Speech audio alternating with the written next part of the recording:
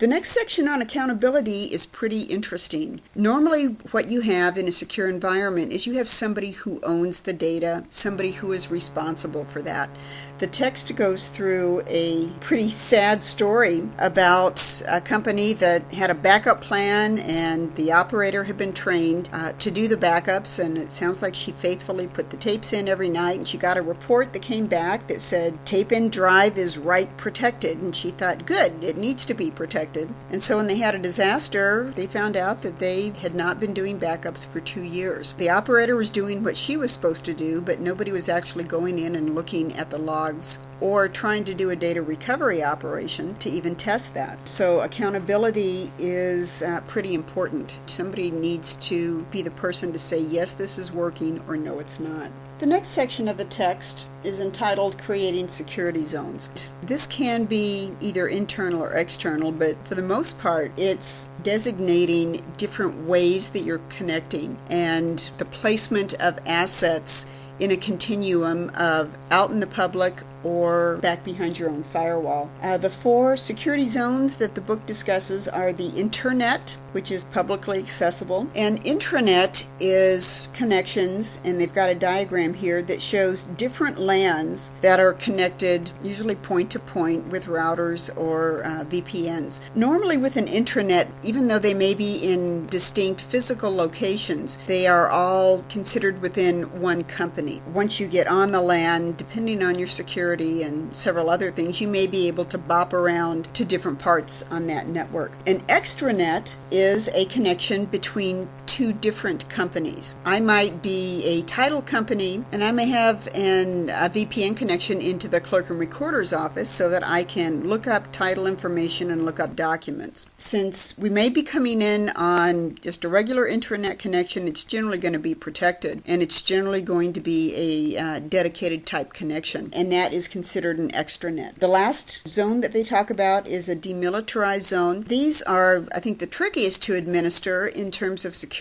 because what you've got is a company with a private network, and then part of that is publicly accessible. I think from a security perspective, if you've got something that needs to be publicly accessible, I try to actually have somebody else host that so that your private network is private and then the public stuff is completely separate. I really try and do that with FTP sites. I think it's a whole lot cheaper and improves security tremendously. If you need to host FTP, do that on somebody else's server. Let them worry about the security and don't even give people an opportunity to get into your network. Moving on, the next topic is working with newer technologies, and the first section that they discuss here is virtualization. VMware is a leader in that. Hyper-V is another implementation that you'll see quite a bit. Either way, what you're doing is you're putting together virtual machines and you're running multiple virtual servers or workstations on one physical box. It's a nice way to take advantage of hardware. However, there are some disadvantages to that. If you have a power supply that goes out, then you're not affecting just one box, you're affecting all the boxes that happen to run on that. And so if you are looking at doing virtualization, most of the time you're going to have redundant everything. You're going to have at least 2 power supplies, you're going to have 3 or 4 NICs, you're going to have maybe even multiple RAID arrays so that you can fail over if you need to. There's a big push for virtualization because it's a lot cheaper in the long run for many organizations if they do have virtual servers instead of physical servers. Licensing for the operating system is about the same, but the cost of a server is usually in the $5,000 to $6,000 range, and if you can spend $10,000 on a beefed up server and run 3 different boxes, you're running that at a cost of 66%, and so there are some definite savings there. VLANs, virtual local area networks, is a way to logically divide up your physical network, and so you're segmenting that not physically but logically. That has its advantages in terms of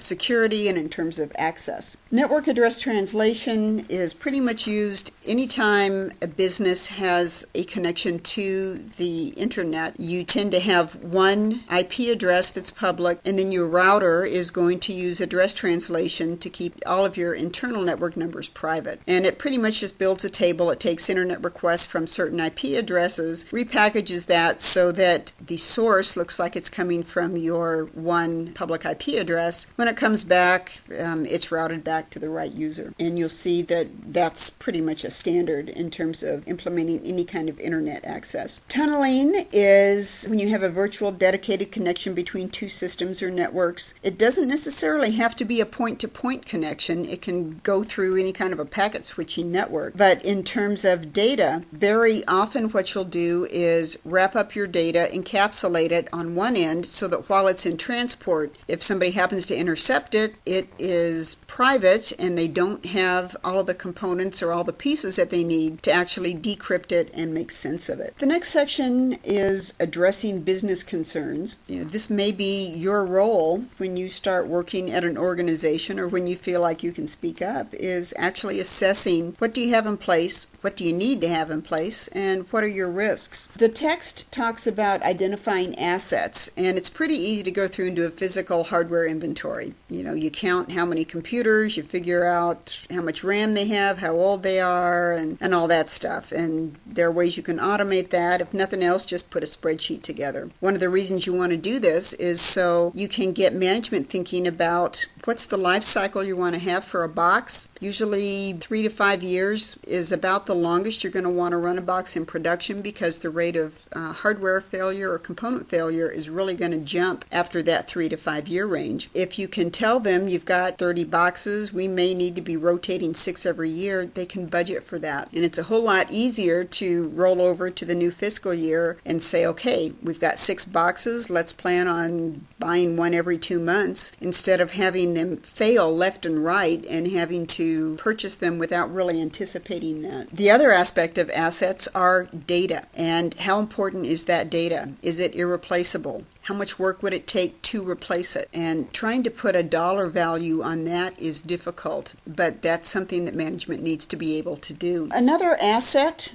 could be personnel. If you've got a proprietary system and your lead programmer has been there for 30 years, the rest of the programming staff doesn't know all the ins and outs of that, you're kind of in a bind if something happens to that employee. If they decide they want to go somewhere else, that could be an issue. If they are in an accident and just can't work, that could still have a pretty significant impact. Asset identification is it involves hardware, software, and employees in your organization. The next section that the book covers is assessing risk, and you're going to do this as part of your semester project. There's a nice diagram that talks about internal and external threats. And actually, if you do much reading, you'll see that internal threats tend to be a bigger risk than external threats. A lot of times people assume if they've got some great firewall and intrusion detection devices preventing people from getting into their network from the internet, then they're in good shape. Realistically, I think you're at a greater exposure for internal people compromising data or having unauthorized access. And a lot of people don't have internal safeguards in place. But anyway, you're going to categorize internal and external threats, and so you may just want to refer to this page in the book and just remember when you come back to do your risk assessment, that this gives you a dozen things to look at right off the bat. There's a section on vulnerabilities, and we'll actually cover that in greater detail in several different sections in the chapter here. And I think that pretty much wraps things up.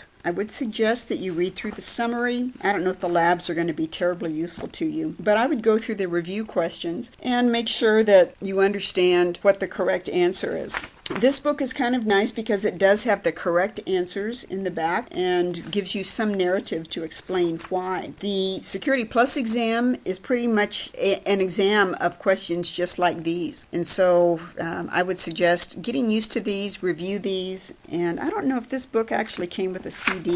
Yep, mine did, and that's got some review questions on there too. So if you're interested in taking this exam and getting that Security Plus credential, it's worth reviewing, going through all of these questions. And actually, the exams and the homework questions that I have you do are geared toward you passing that exam as well. You'll see that one of the things I do when I assign homework questions, and you'll see this on your test, is I'll give you a question, I'll give you 4 different answers. I do want you to pick the right answer, but I also want you to understand why one is right and why the others are wrong. And so what I'm going to have you do is actually write a short description of, 1 or 2 sentences or 1 sentence that says why NAT is not the right answer or why a VLAN is the correct answer, because I want to make sure that you don't just guess right, that you actually understand. I've got some examples of that, and I think as you go through the first few homework exercises, you'll probably get a feel for that. All right, thanks for listening, and we'll meet up again for Chapter 2.